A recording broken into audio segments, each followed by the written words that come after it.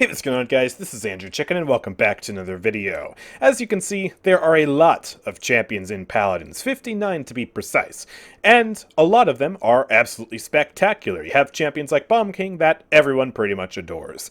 But there are also some champions that have been added to the game that, honestly, end up taking away from the gameplay experience and making the game much more miserable for a lot of people. So, today, let's piss some people off, and let's talk about the champions which I think that the game would do better without.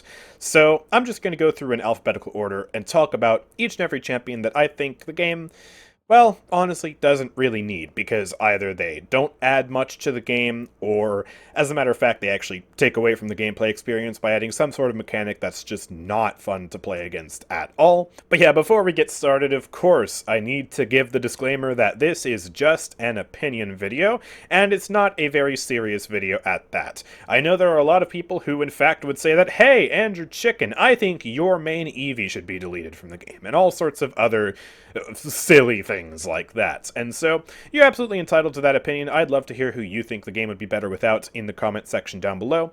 And for those of you who believe in the Mr. Paladins accusations and think that I have the power to change the game and everything I say gets added to the game somehow because I'm secretly in control and that whole stupid conspiracy theory, this is not in any way going to have any action taken on it whatsoever. The devs are never going to remove a champion from this game. As much as I wish they would have removed Kasumi back when she was literally the worst champion ever in Paladins history, that's never going to happen. So don't fear just because I say that, like, I don't know, 7 should be removed from the game or something like that. None of that's going to happen. So yeah, let's get started by talking about the Queen of Bums herself, Betty La Bomba. Betty La Bomba is the first champion I would remove from Paladins, not because she's the worst champion or anything, but because, like I said, we're going in alphabetical order, so we have to start with Betty. Betty is who I would consider to be a failed champion design because, well, she doesn't really do much that's interesting, and she does a whole lot that's annoying. She takes a lot of abilities from other champions that already existed in the game, and then finds a way to make them more annoying, or in general just does kind of a mediocre job at making them different and exciting and engaging. So let's talk about it. Up first, we have Betty's primary fire, which is just Dredge's primary fire, but with slightly different numbers. It's tweaked a little bit. It has less of an arc, and it has much less of an explosion radius, and it only does 700 damage. And most of the time, the explosion radius is so small that you only get value out of it if you hit them directly, so it's, in that way, not much of a bomb.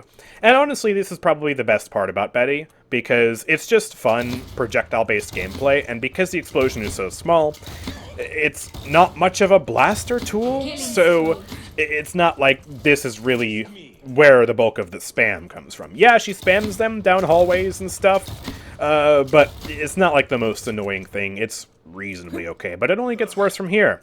Up next, we have Willow's Seedling. Yeah, I'm not kidding. It's Willow's Seedling, just with different numbers. This ability fires one bomb. The bomb explodes. And then it spits out multiple bombs. And then those bombs explode. They just do different damage numbers. And also it has the unique gimmick of spawning more bombs the more things you hit. More deployables, enemies, shields. So, if you throw it at a cluster of barrack turrets and a group of enemies and maybe some grok totems, you're going to get like 8 or 9 cluster bombs, and you'll just literally spawn a nuke with this one ability. And it's also much easier to spam than Willow's ability too, because it has a 6-second cooldown, and you can spam it even more with a build like this, which has cluster bomb reset. So you do that, and then, well, I got a cluster bomb already. So it's just spam, spam, spam, spam, spam. And honestly, it's a lot easier to get value out of than Willow's Seedling because, well, you can kind of throw it farther a bit easier. It explodes on contact with the ground, so it ends up spitting out the bombs much faster, I find. It's generally just a lot more annoying. But if we want to talk about annoying, let's talk about her most annoying ability, which is this piece of garbage. Yeah, she literally shoots out a canister that spits out bombs in a massive area. Literally just zone cover denial with a bunch of really annoying explosions. It used to be way worse back in the day when they actually knocked you around quite substantially. And it's just brain-dead ability design. You just throw it at the objective, or the payload, or some other choke point, and you watch the bombs deal damage. That's it. That's the level of game design we have. It's a lot less nuanced and complex than other area denial abilities. Like, okay, Dead Zone's kind of a bad example because that's also really easy to use, but like Drogo's is Fire Spit. You have to shoot out a slow projectile, then you have to make sure it doesn't collide with terrain or collide with an enemy, and then you have to detonate it with another rocket, and depending on your own movements and the movements of everything else, that can sometimes be difficult to do. And there's tech with it, where you can make it so that the Fire Spit detonates and also the rocket hits somebody else for massive amounts of damage. That's a much better and more engaging area denial tool than this thing. And that's paired with this thing, so you just have crazy amounts of spam everywhere. And then she has, like, weird Andro dashes mixed with weightless, where you can kind of do dash flicks like that, except it also shoves the enemies around and just is really annoying for the enemies. And then we have Bomb King's ultimate, except it can fly. So, yeah. That's what it is. And then it does damage. Sometimes it doesn't even work, but when it does work, it does an okay amount of damage, and then it knocks them around, and it's just... it exists, I guess. Every single one of her abilities are just a rip-off of another champion, except for this ability, which is just terrible game design. And all in all, yeah, it was better just to leave the Bomb Queen as a mystery, in my opinion. You know, one of those champions who's enigmatic and lives in the background, forever making the players question, who did create Bomb King? What's the story behind that? What does she look like? What does she do? What happened to her? I mean, sometimes mysteries are better left unsolved. Now let's talk about Caspian, who is the next champion I would remove from Paladins. And this might be a little bit controversial for me to say, because a lot of people think he's really cute. And, you know, fair enough, I guess. And Caspian, honestly, he's kind of on the edge, where, like, he might be able to work, but I just don't think he really belongs in Paladins that well. He's a pseudo-melee flank. I mean, his melee range is pretty long, but he also has a gun, so it's kind of like sort of hybrid gun-sword gameplay, and he's got a lot of bloat. They have removed some of that bloat, but ultimately I think he's just a bit too tough to balance, because, you know, his range is a limiting factor, but also his lack of a defensive ability is a limiting factor, and because of that, he has to have some of the most insane bursts that's ever been added to a character ever. So, like, you know, do this combo, and bye-bye, Ying's gone. Not to mention this ultimate, while it is very satisfying to use as Caspian, something about that doesn't strike me as being particularly fair. And I just think that plus the fact that without Rogue's Tempo being a strong crowd control ability, he's rather useless, but as soon as it does become a strong crowd control ability, he's, like, insanely strong. I think all of that just makes him a very difficult champion to balance, and one who the game would probably be better off without. Up next, we have a champion that a lot of you probably saw coming. Kasumi is a champion who I publicly advocated for her removal back when she was the worst champion in Paladins history. She was a champion who had a lose rate higher by quite a lot than the highest champion's win rate when she was in the gutter. And this is because she got nerfed to the point of complete irrelevancy, and that's because her kit is just one of the worst designed kits in all of Paladins, possibly all of gaming. It's really bad. And they reworked her, and that rework has done a lot to make her better, but she's still not a good champion design, in my opinion. First of all, let's get the elephant in the room out of the way. This aiming style is stupid. When she was released, she had pure, full auto-aim as her primary fire. You could see, you could be, like, aiming over here and you would still be hitting. And they've kept narrowing and narrowing that cone to the point that it's almost true aim, although not quite, as you can see. I'm still well off of this Ying and I'm able to hit her. And that's been the source of a lot of frustrations with Kasumi. Not just because it's annoying to play against, but also sometimes it's annoying to play as, because you'll get miss animations when you're not supposed to, and it's just, it's not a good system for a primary fire for any champion to have. And on top of that, this ability, kind of pointless, because a lot of times the enemies will just destroy it or they won't even be hit by it. And this ability also has its own problems because it has a delay to it. So whenever you die to this ability, it feels like you got killed through a wall, even though you technically didn't because she had line of sight on you when she cast it. And that further adds to the frustration of playing against this character when you also factor in the fact that she's reducing your own damage output, and she has a ridiculously easy weapon to use where, you know, sometimes you're not even aiming at the target and you still hit them.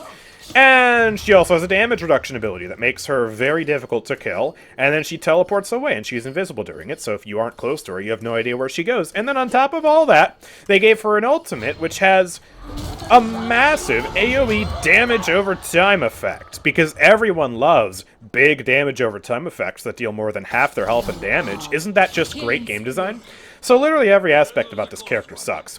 There are some cool ideas in here. Haunted Ground is an interesting idea for a movement ability for a character, and certainly aesthetically she has some stuff going for her. But ultimately, this character design is just one of the worst things Evil Mojo has ever made, and honestly, I still kind of wish she would get removed. The rework did a lot, yes, but she causes so many headaches every time she shows up. It's just, she's a nightmare champion, she's very spooky, and I don't like her. Next on the chopping block is Lex, and that's because the only good thing that Lex has ever done is, well, create Atlas. This guy is a cheater's best friend. He has high hit scan burst damage with a rapid fire that's really easy to use. He has auto aim! That also doesn't even target the person you're looking at. It has its own weird targeting system. So I was aiming at Victor and it shot for Fernando. Yeah, figure that one out. But he also has, you know, very annoying mobility, very fast, up pretty much all the time. You just dash around like, woo, I'm sliding. And he also can reveal people through walls. Yay! So we have aimbot, wall hacks, crazy mobility, high burst, and the cherry on top, an AoE execute. This guy came from a period in Paladins history when they were not putting much thought into champion designs at all, and they released multiple champions in a month. Yeah, I didn't misspeak. Multiple champions in a month. I think that Sin and one other champion, it was Vivian or Lex or somebody, got released within like 2 weeks of each other. It was madness. And you can clearly tell that his kit was not very well thought out. They went for the bounty hunter idea, but they gave him the tools that are literally considered cheats in other games. And so, yeah, that's obviously problematic, and if I were making Paladins 2, I would not include this iteration of Lex. Now, that's not to say Lex isn't a character that could be salvaged. He could be reworked to have the bounty hunter idea and sort of vibe without these toxic abilities. And he certainly has a place in the lore, being the sidekick of Androxus, who had to watch Androxus fall to the curse and end up being betrayed, the father of Atlas. I mean, he certainly got good stuff going for him in the lore. So I wouldn't remove him from the lore, I wouldn't remove him from the game completely in that regard, but, well, if I were CEO of Hi-Rez, I would definitely rework this character and remove this current iteration of him from the game entirely. Well, we're on the topic of auto-aim. Yeah, this is not okay. And very similar to Lex, Lian is a champion who was not very well thought out, came from the era of Paladins where they were releasing more champions than they even released in 2022.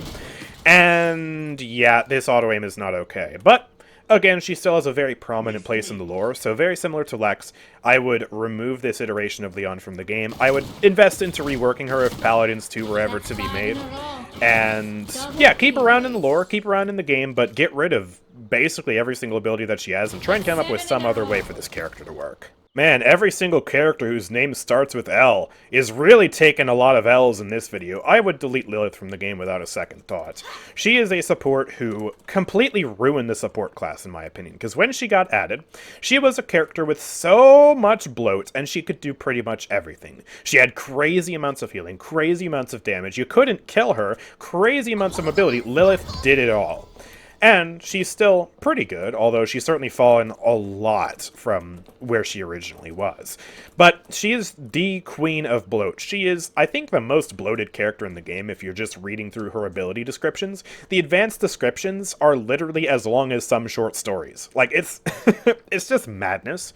And all that bloat boils down into a kit that's actually not that complicated in terms of its practical gameplay effects. You hex a teammate, so you get the superior life regen. You spam swarms at places where your teammates are going. And you jump away from the enemies when you're scared, and you try and play reasonably safe so that way you don't run out of blood health so you can keep using your abilities. And that's basically it.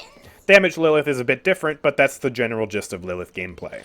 And Yeah, because of her effect on the support category, where she had so much healing and so much damage, they decided that, well, hey, let's go buff up some other supports and make them competitive with Lillith. And that's where we ran into the whole issue, in my opinion, of the Season 6 support balance, with keywords, with champions being absolutely buffed to the moon in terms of their healing output, Ying, Io, Genos, Grover, etc., and I think that it just had such a negative effect on the support class because Lillith herself is inherently flawed and they didn't want to kill the champion. And yeah, she would not make it into Paladins 2 if I was in control. Now this one's a bit of a bummer, I have to say, because I really like Moji aesthetically. This is such a unique champion. Holy Moji. I mean, this is peak Paladins right here. It's whimsical, it's fun, it's very unique, it perfectly fits the fantasy vibe. 10 out of 10 aesthetic on Moji, right? Wonderful champion. But she has been a balancing nightmare literally ever since she got added, because her kit is very unique, and well, that uniqueness tends to cause a lot of problems. When she was a flank, it was very difficult to balance her because, to an extent, she needed to have good burst and good sustain to make up for the fact that she has a very large hitbox and relatively poor mobility. But that same burst and that same self-sustain caused her to be overpowered for certain periods of time. So she's either really been overpowered or underpowered, and she's always been a niche character who only a few people have really liked at any given time. And now with the support rework, she's OP! Everyone knows it. She's an S-tier support. I mean, come on. Let's let Fernando take some damage here and see how long it takes to heal him back up. Boop, boop, boop, boop. Okay, easy. Too easy, and with Rejuvenate, she's even stronger. This character is able to put out so much healing, she's able to sustain herself. This ability is stupid. She has infinite mobility now, so gone are the days of her having limited mobility. And yeah, she's just caused such a headache because her abilities are so unique. Now, in a Paladins 2 environment, maybe you'd be able to salvage this character by giving her yet another complete and total rework. And, I mean, that would require a lot of investment. Maybe you could do it. But Flank Moji and Support Moji both are two very flawed characters. And while I do love this character so much in terms of how unique she is, and how much she brings to the game in that regard, she's just such a balancing headache, and I think the gameplay, like the core gameplay of Paladins, would probably be better if Moji wasn't in it. It's really sad, because she's so unique, and you know what? I would definitely give her a chance and give her yet another rework in a Paladins 2 environment to try and make her as fair as possible. And, you know, it's not to say that Healer Moji in the future won't be good either. Maybe they'll finally find a way to balance her. As it stands, though, it's been a few months and she's been OP and they haven't nerfed her, so, like, you know. Bit of a problem right now.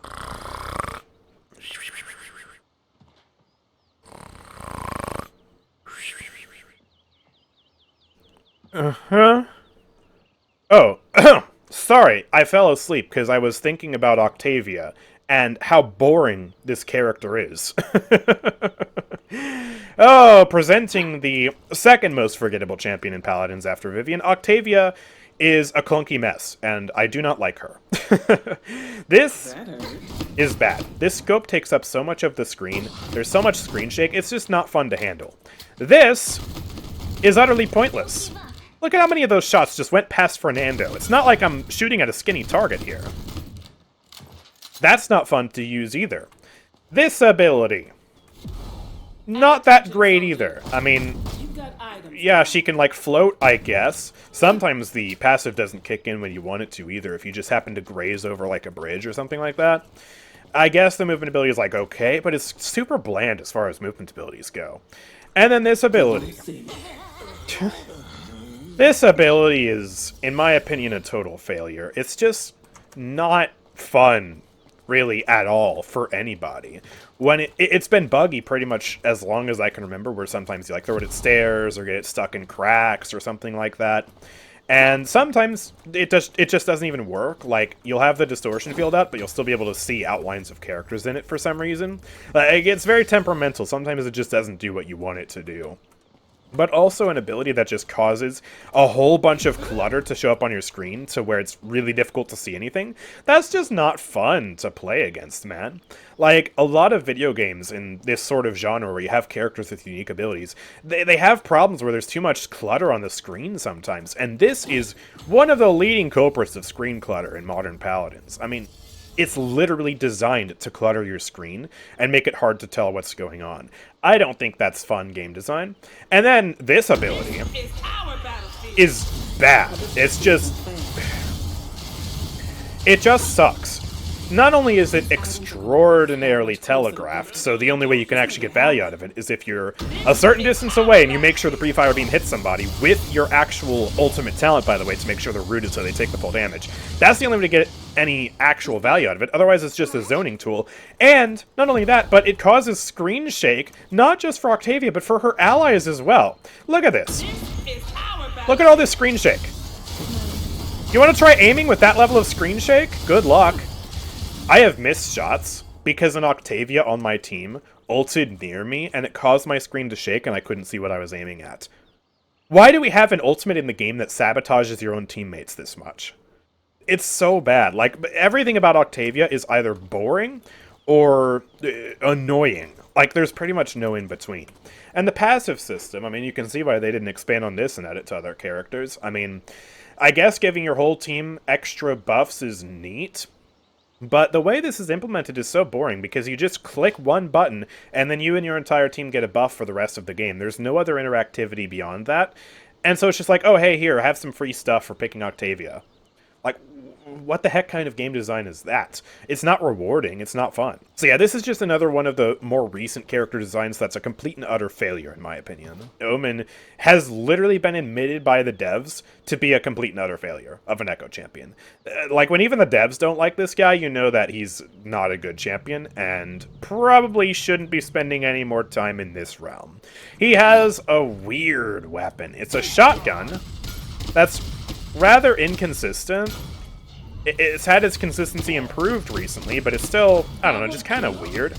And it winds down into this slow-firing rifle mode, but you can't just, like, toggle between the two. So if you want to have long-range poke, you have to waste, like, 3 shots before you finally get it. And also, it's hard to balance because when you're up close like this and you just semi-auto the shotgun, so you're always in the shotgun, yeah, the damage is actually pretty absurd. And on top of that, they gave the Void Grip ability, which is already really annoying on Genos, to a damage champion, and then also allowed him to throw people away, which is just really obnoxious to play against. This is just a dash, but like it has this pointless trail, which literally does nothing except add screen clutter, and also tell you which direction Omen dashed in, so it's easier to hunt him down and kill him. Not to mention, he stole Maldamba's gourd, but like, I don't know, just kind of made it more boring. I mean, the way you place it isn't as fun as the gourd, and it just does damage, and it's just annoying, and free damage and stuff like that. But then also, this ability is the most inconsistent ability I have ever had the misfortune of playing with, because most of the time it does absolutely nothing. You throw it down, and then you try and throw an enemy into it, and they use their own movement ability to get away from your gravity vice, and then, yeah, your ult does nothing. And I guess you can put it on point sometimes, and that also helps to zone, but it has the same problem that Octavia's ult has, where it's really telegraphed, there's a lot of opportunities to get away from it, and it's really hard to force people to actually get inside of it. The one cool thing about this guy is he has combo potential, right? Because you can gravity vice, and then you can dash, and you can throw them a different way, and you can try and combo your abilities to get into the ultimate. That's like the one saving grace of this character. But yeah, his weapon is just dumb. I don't like it. His field, his little portal thingy, whatever you call this ability, just boring. The dash has extra bloats, and also his passive is stupid. You shoot somebody, and then they get affected by your abilities. That's interactive, right? Except you're always shooting the enemies, and so whenever you use an ability, you always have the added bonus of the Ominous Brand, and so what is even the point of Ominous Brand? Why don't the abilities just inherently slow and apply a burn effect? Why do you need the added bloat of the Ominous Brand? That's really stupid, isn't it? So yeah, this character is a total and utter failure, and that's not even mentioning the fact that he has a card that increases his damage by 20%. Oh boy. Let's just move on. This might be another controversial champion to include in this video, but I'm going to include her anyways, because I think Saati is an obnoxious wench. Every single one of her abilities is a gimmick, and a gimmick that's unfun to play against. Let me run through the list. Look at this ability. This is probably the stupidest ability she has. Shoot the coin, and you end up doing damage to the enemies that you can't see. So you can potentially just play Saati like this. This is an actual playstyle that has existed for Saati for like years. Yeah, already off to a terrible start. But then we can grab a window of opportunity with a space program build, and we can do this. Yeah. So we can send Ying to the moon, and it's ridiculously unfun to play against, and I know I'm not the only one who thinks that.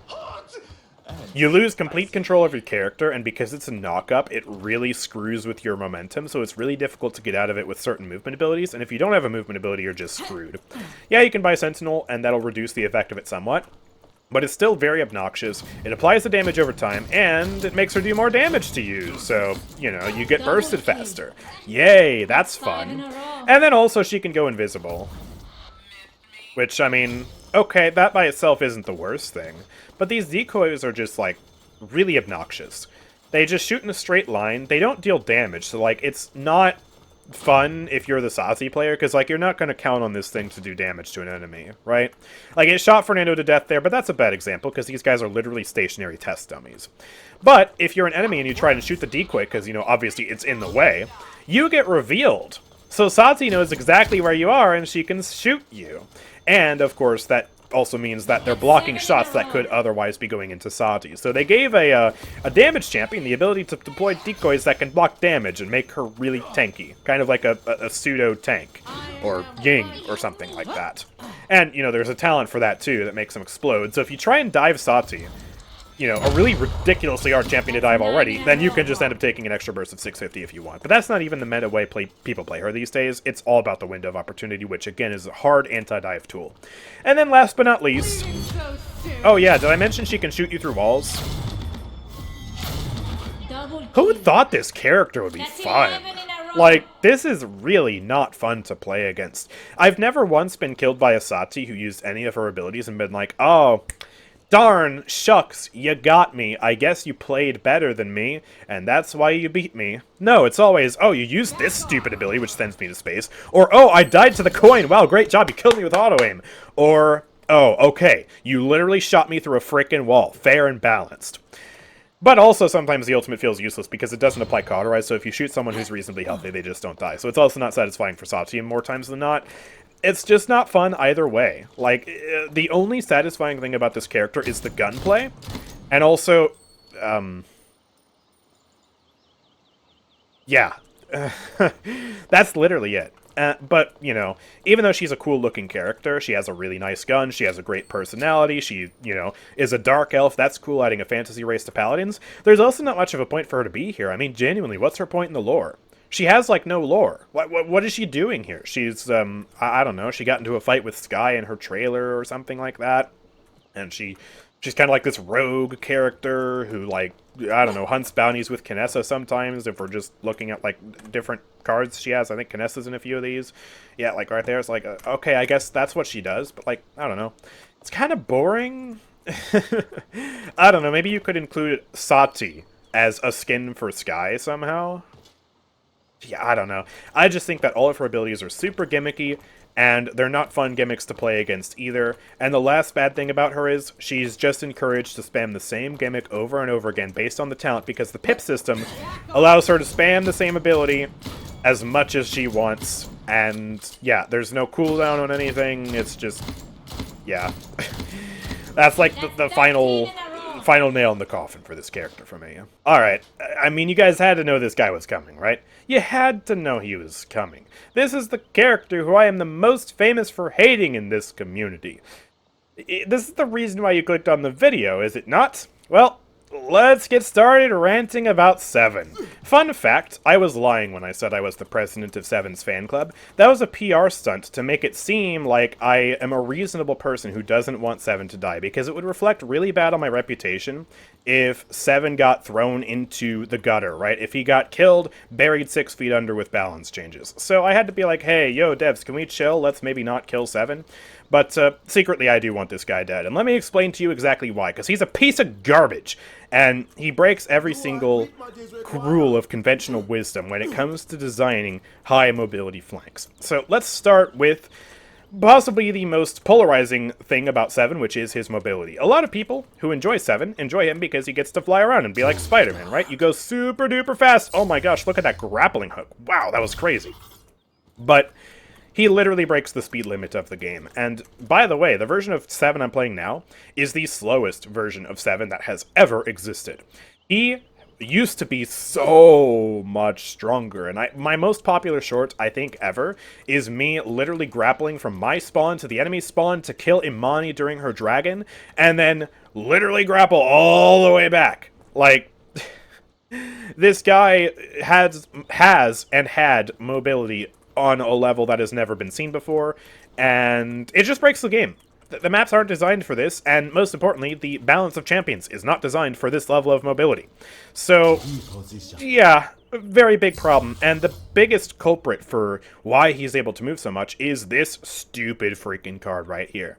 This is one of the reasons why 7 is so hard to balance, because they insist on having this card as an option. It increases the pull strength of grappling hook by 17%.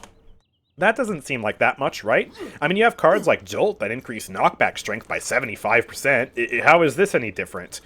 Well, it's different because it increases the starting velocity of your grapple. So, because it impacts the speed at which you travel, it means that you end up traveling a lot farther than just 17% away.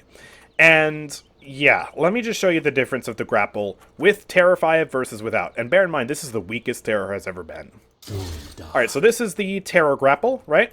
Look at how far we went. That was pretty far. Now I'm going to switch into this build, which has no Terror. And look at the difference. I didn't even make it up there.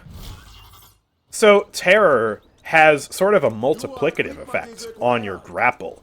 It's not just, oh, you travel 17% farther. It's, you travel 17% faster, which means you travel a heck of a lot farther. And also because he is able to fly, right? And he doesn't have friction with the ground or anything like that. That means that he's able to literally just traverse the map. 7 is infamous for literally not needing a horse.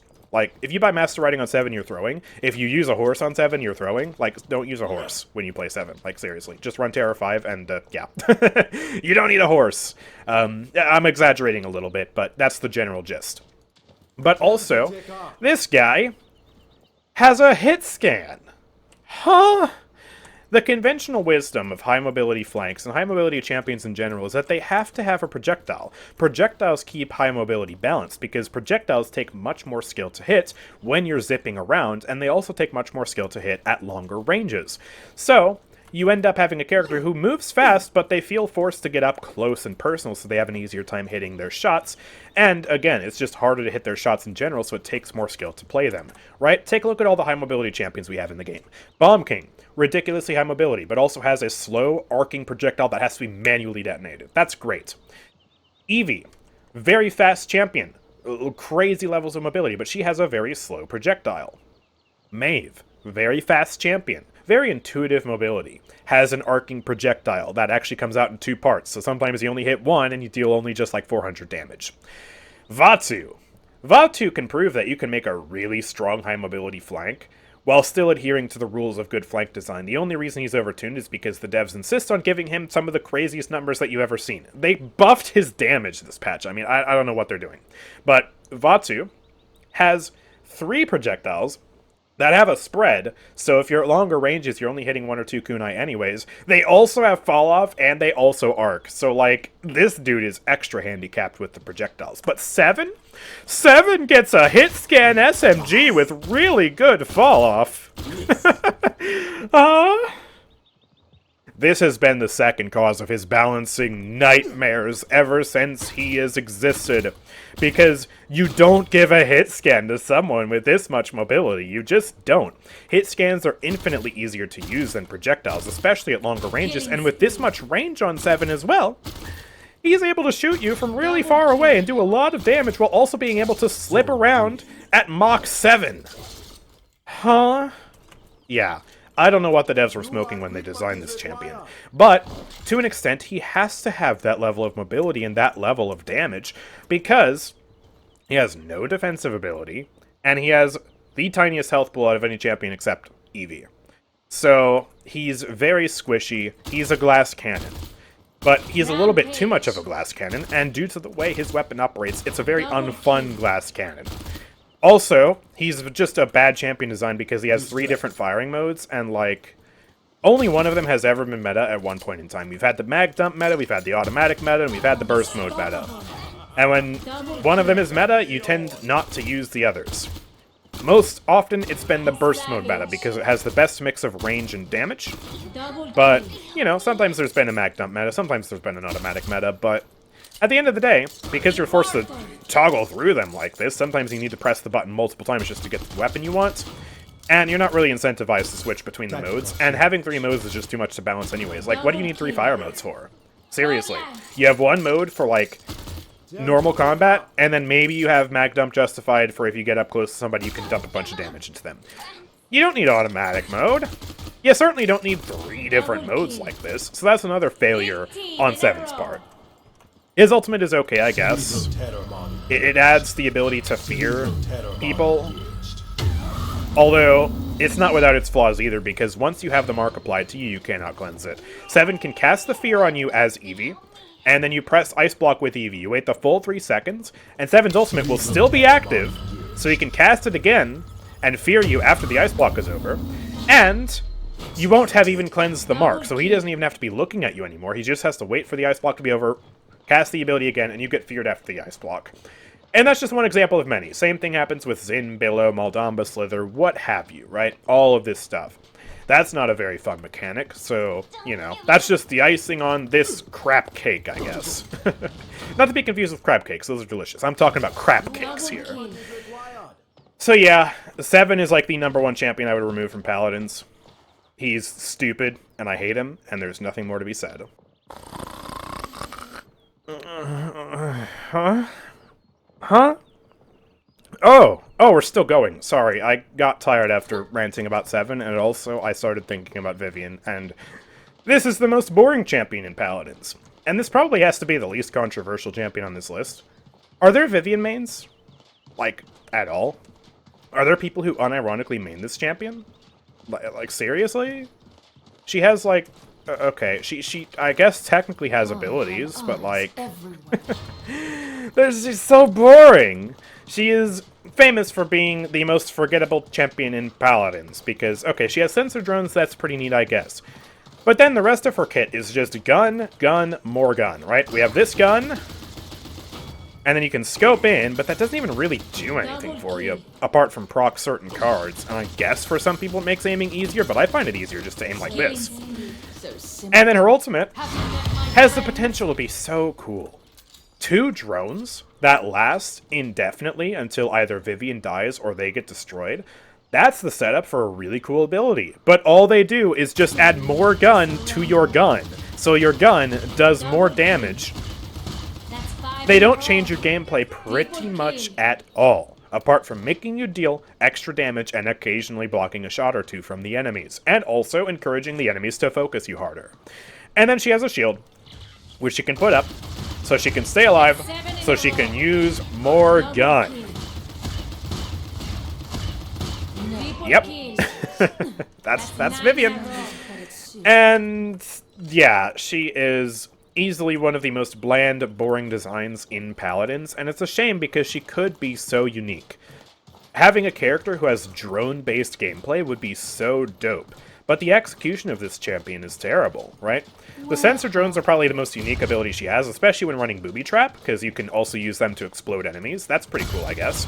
But the ultimate is such a letdown, and her gameplay is just ultimately just, oh, hey, gun, gun, gun, gun, gun, I'm holding left click. I'm holding W and my ASD keys, and I'm putting on my shield occasionally. So yeah, I would remove this champion from Paladins, and I think, genuinely, if she got removed tomorrow, people probably wouldn't even notice for like a day or two, maybe more. Because who plays this champion apart from, I don't know, sweaty PC controller players who just want to win and use, like, crazy amounts of damage? But, like, that's it. Like, ugh. Terrible champion design. Let's move on to the final champion, which is, well, Yagorath. And this is another character who I feel really bad including her in this video, because she's so unique. Same thing as Moji, right? She's super unique. She adds so much to the richness of the Paladins universe, and she plays a pivotal part in the lore. She's the whole reason Atlas came back. She has ties to Io because Io sealed her away. And she came back and had to get the realm to unite just to destroy her. Put their petty squabbles aside just to get this darkness demon out of here. And she had a whole amazing build-up with, like, Vora the Harbinger coming to say that, hey, the end is coming, Yagorath's here. So cool. 10 out of 10 champion in terms of the lore, in terms of the visuals, in terms of how cool she is and how much she adds to the Paladins universe. However, her gameplay is not great. It's kind of the same deal as Moji, where she's ridiculously hard to balance and ridiculously niche because she has such a complex and unique kit. Now, perhaps you could do something similar to Moji, where you could invest resources into heavily reworking her to make her a more fair champion. But in terms of her impact on the gameplay as she stands right now with her current kit, she is such a difficult champion to justify having in this game because she's got a lot of issues. For one thing, she has mobility that's on par with horses. She literally doesn't start with a mount, so she has to be as fast as a horse to make it back to the point fight faster, and she can also be the fastest land vehicle of all time. But then she also stands still in this stance. And it creates a dynamic where she's really fast, really evasive, really slippery, and in that way, sometimes very annoying to fight. But also she can be very annoying to play as and to play against, because she can stand here, and sometimes you feel like you're shooting her and you're just doing no damage because she has passive innate DR, and she can also press this ability to get even more DR. But also, sometimes when you're playing Yag, you just feel like going stationary is a death sentence, because you're a sitting duck, and the enemies will just shoot at you. You have the biggest hitbox in the entire game.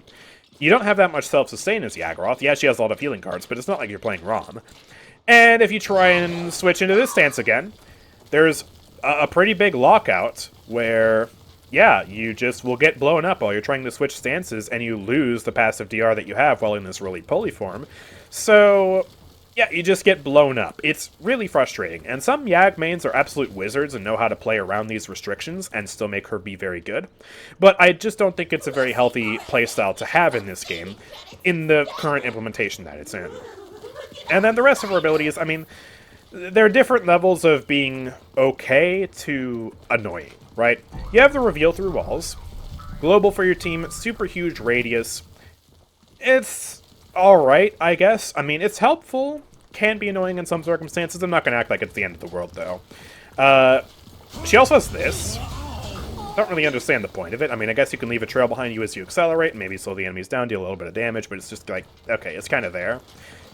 And, yeah, she also does quite a lot of damage for a raid boss, and also spams all this acid, which, you know, it's fine, it's a unique weapon for sure, but one gripe I have about it is that it slows you when you shoot.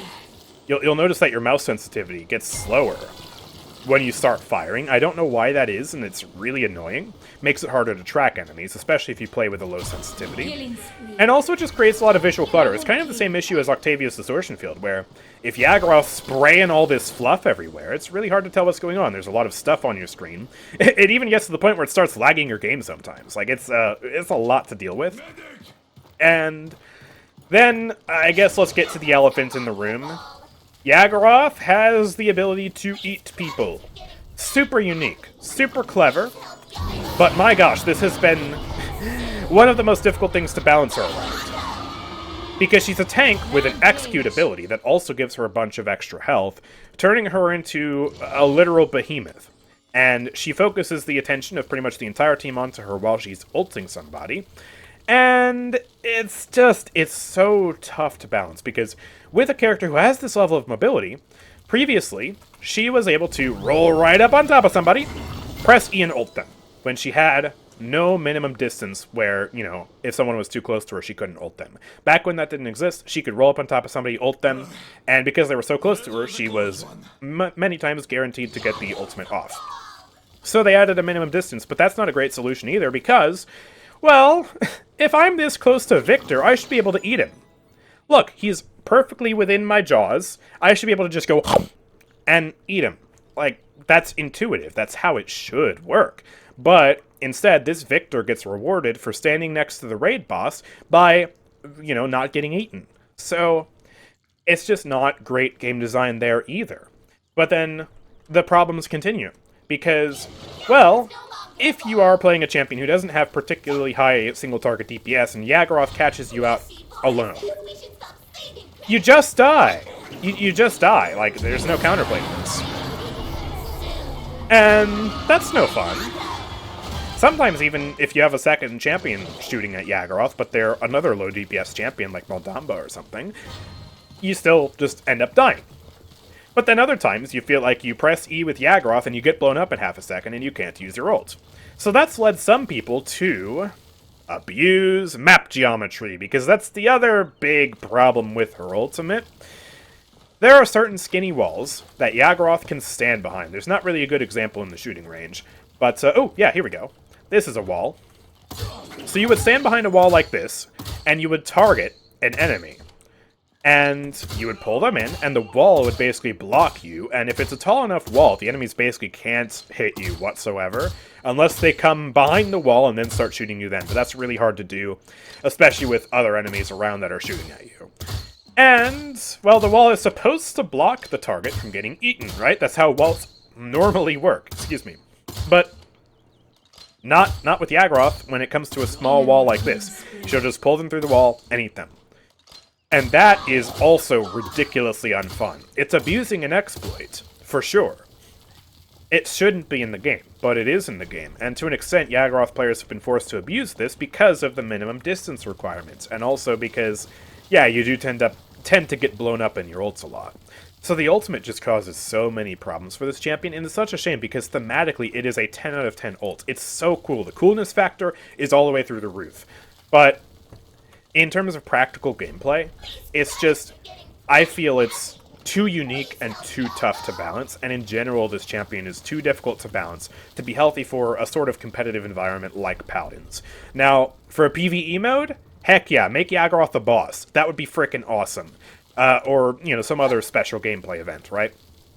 But, yeah, this champion is just so difficult because they really wanted to go out of the box, they really wanted to try something new, and in many ways they succeeded with Yagorath in doing so. But she's also been really difficult for the game to manage in terms of balancing her, and yeah, if I were to make Paladins 2, I would have second thoughts about putting this champion in without a serious rework. She would remain in the lore, no doubt. She is an incredible champion lore-wise. She belongs in the Paladins universe. But being in the Paladins universe and being a Paladins champion who's playable in the game are two very different things, you know?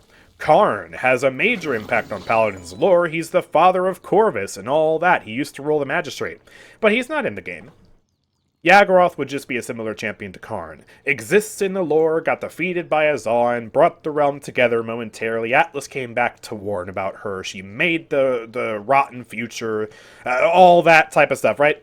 She would exist in that capacity, but in terms of the gameplay, I just couldn't bring myself to add her in Paladins 2. Or, you know, if I were in charge of deleting champions from Paladins 1, yeah, I would probably get rid of her. It's such a shame, because this skin would go with it. They totally need to make a real plushie of this skin, man. It's so good. But yeah, with all that being said, make sure to drop a like on this video if you enjoyed, or drop a dislike if you hate it, because I said I'm removing your main from Paladins. And let me know who you think are the worst Paladins champion designs in the realm, because, yeah, I think we can all agree at the end of the day, even if we can't agree on which champions are the worst, we can certainly agree that some champions are pretty bad. Like, not all champion designs are created equal, and some champions are way more annoying and terrible than others. So yeah, let me know what you think in the comment section down below. Subscribe if you're new around here. And last but not least, don't forget to check out all the links in the description. You can join the Discord server, you can follow the Twitch channel, and also if you want to buy crystals, then you can do it at my Nexus and support the channel directly in the process. It's officially affiliated with Mojo, and I would really appreciate it if you would check it out. But with all that being said, thank you guys for watching. I will see you all next time. Peace out.